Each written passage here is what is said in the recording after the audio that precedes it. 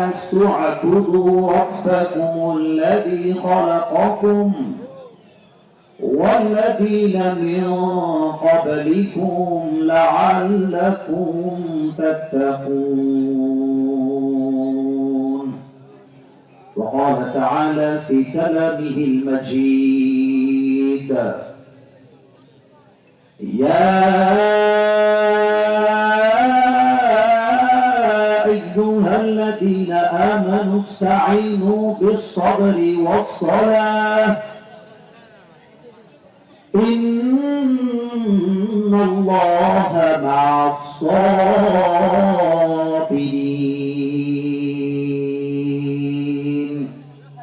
وقال تعالى في كلامه المجيد: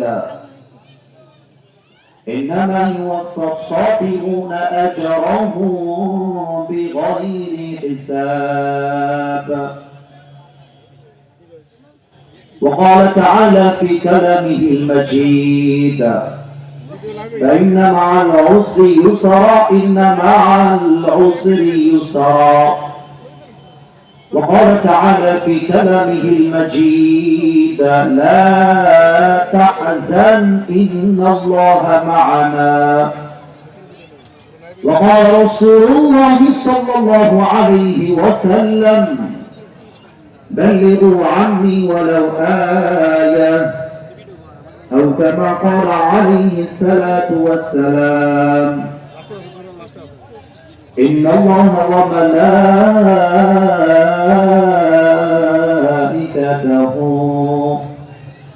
يصلون على النبي يا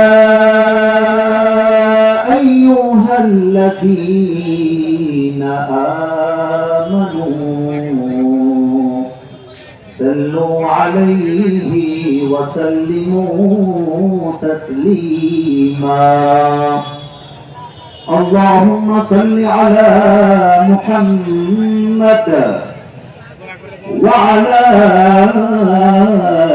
آل محمد كما صليت على إبراهيم وعلى آل إبراهيم إنك حميد مجيد.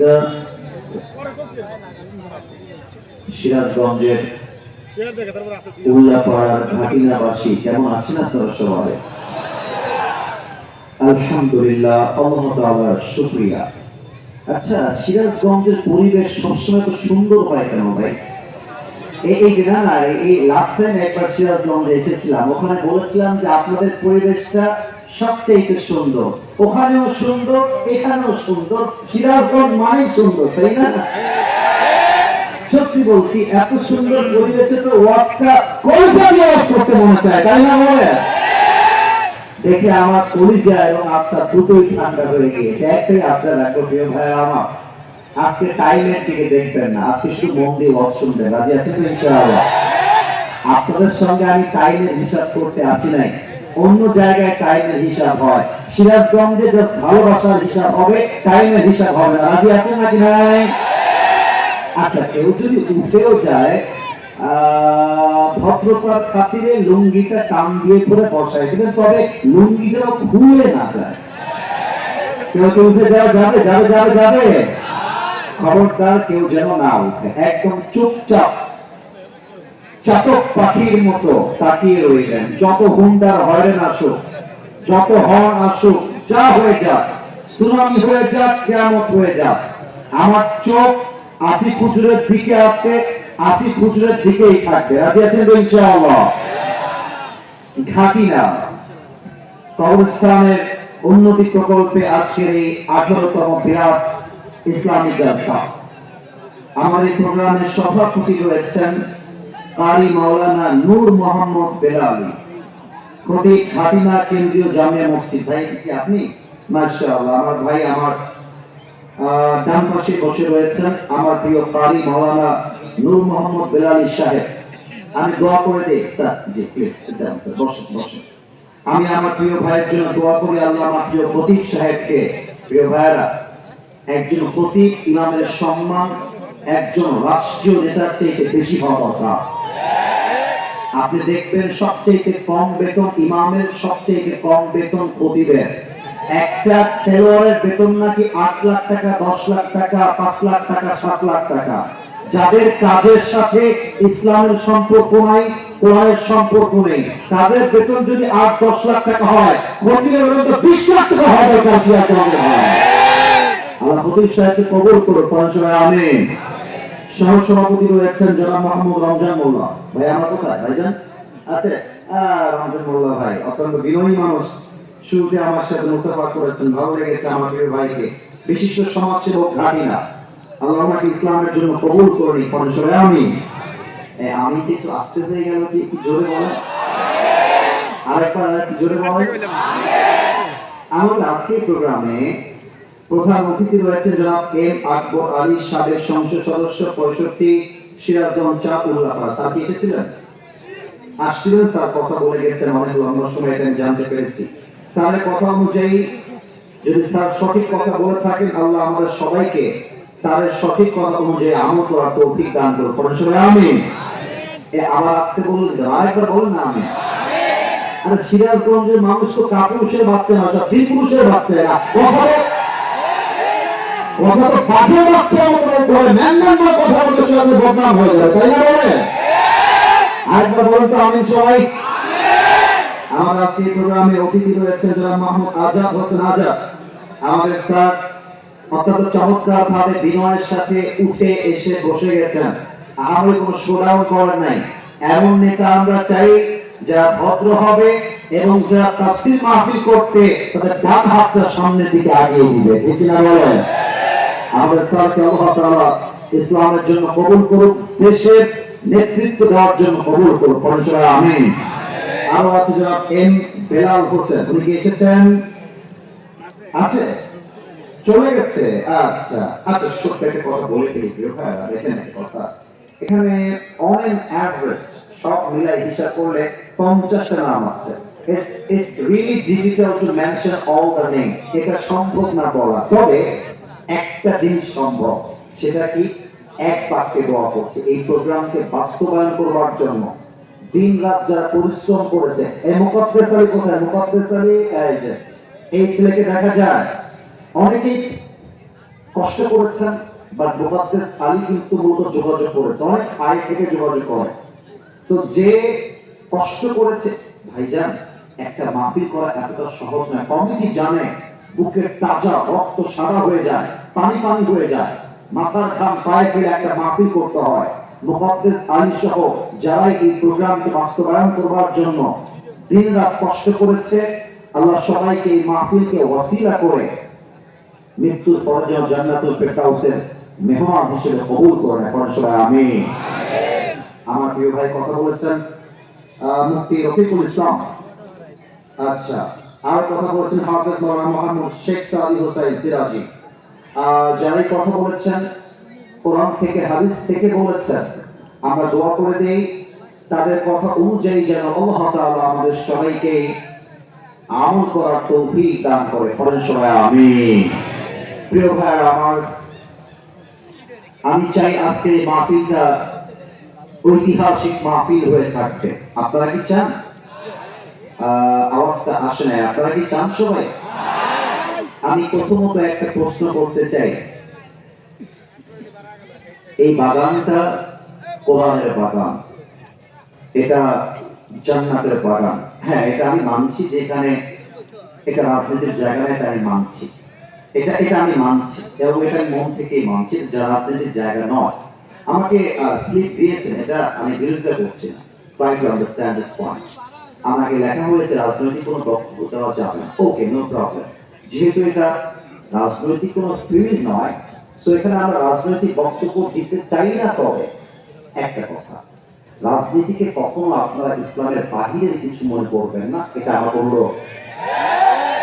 আচ্ছা তোমরাই বলো যুবক ভাইরা, আচ্ছা মুরব্বীরা হয় চুপি থাকলো, তোমরা বলো আমার নবী কি জাস্ট নবী ছিলেন না রাষ্ট্রনায়ক ছিলেন? তো যে রাষ্ট্রনায়ক হবে, দেশ চালাবে, এই কথা কিন্তু আমি ভুলে ধরে দেন, কোনো সমস্যা নাই। যে রাষ্ট্রনায়ক হবে, যে প্রাইম মিনিস্টার হবে, সে কি রাজনীতি না করে প্রধানমন্ত্রী হতে পারবে? So why don't you understand that? বোঝেন না কেন? ইসলামটাকে আপনি রাজনীতির বাহিরে মনে করবেন না। যেই নেতা বলবে ইসলামে রাজনীতি নেই, যেই নেতা বলবে কোরআনে রাজনীতি নেই, যেই নেতা বলবে নবীজি রাজনীতি করেন নাই, সেই নেতা নামে মুসলমান হতে পারে, কাজে সে মুসলমান হতেই পারে না। আপনি আমাকে বাধা দেন, নট এ বিগ ডিল, মেনে নিলাম বাধা দিচ্ছেন, সমস্যা নাই, কিন্তু মাথায় রাখতে হবে আগামী সংসদ চলবে যেন কোনো ব্রিটিশ কোন আইন দিয়ে নয়, আগামী সংসদে বলো কোরআন দিয়ে। আল্লাহ বোঝার তৌফিক দান করুন, সবাই আমিন। এই কথা কি ভুল বলেছি না ঠিক বলেছি বলেন সবাই? এটা নিয়ে কোনো বিরোধ থাকার কথা আপনার নয়, তবে আজকের মাহফিলটাকে আমি এতটা সুন্দর সাজিয়ে গুছিয়ে করতে চাই, আমি চাইলেই তো হবে না, আপনাদের সাহায্যের প্রয়োজন। আজকে একটা কিতাব থেকে তাফসীর হবে, কিতাবটার নাম একটু আস্তে বললেন যে, জোরে বলেন কিতাবটার নাম। আচ্ছা, সিরাজগঞ্জের উল্লাপাড়াবাসী সবাইকে একটা প্রশ্ন করতে চাই, এই কোরআনে আমাদের সমস্ত প্রবলেমের সলিউশন আছে? আর একটু জোরে আছে? আপনি কষ্টে আছেন, দুঃখে আছেন, সলিউশন আছে? আপনি বিপদে পড়ে গেছেন, সলিউশন আছে?